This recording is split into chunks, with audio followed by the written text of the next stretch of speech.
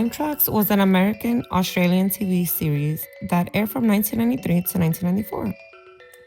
It starred Dale Midcoff, who played a police officer, Darren Lambert, in the year 2193. It was his job to travel back in time to capture criminals who have escaped through portals of time.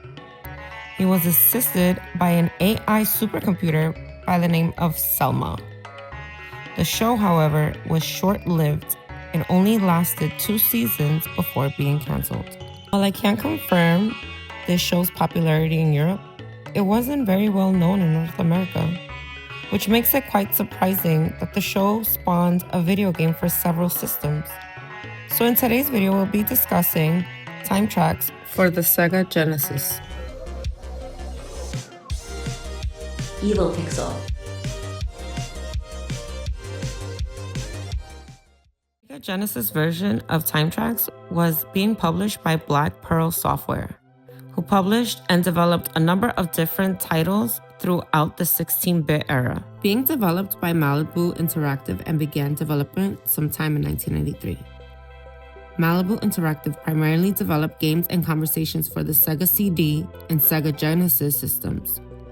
This version of the game was mentioned a few times through Video Game Magazine's issue number 67 on August 1994, and other popular publications such as GamePro issues number 45 and 54.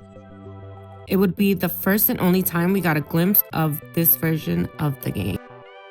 The Mega Drive version of the game was not widely covered and was largely unheard of until the title screen music by Tim Follin was released online.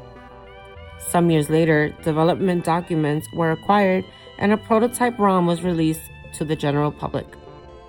Now, fortunately for us, a ROM of this game was discovered by Sega Age user Beaglepuss, who dumped the ROM on July 2013. The looks of it, the game had very good animation and handled very well. As far as I can tell, the soundtrack and slight graphic variations are the major differences between the two platforms. But for what it's worth, the game is very well executed. The animation is smooth, your character is quick and easy to control, and the game has a solid difficulty level. The game's composer, Tim Follin, has been in and out of forums speaking about an amazing sound drive that had amazing capabilities for games, and has been quoted as saying, "Timetrax, the only Mega Drive tunes I ever wrote using an excellent and never again used driver, was written by Dean Belfield while at Malibu Interactive."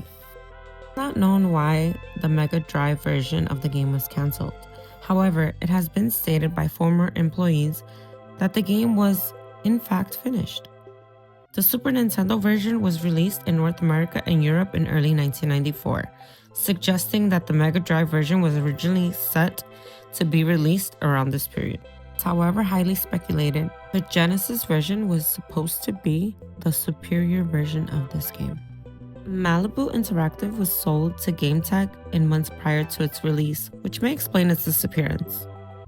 It is important to note a different Timetrax was released for the Commodore 64 and ZX Spectrum in 1986, which was unrelated to the show.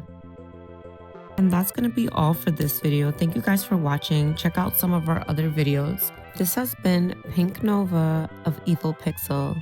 Now I'm curious to know who played the game and what was their favorite part of the game. Let me know in the comments below. See you guys in the next video.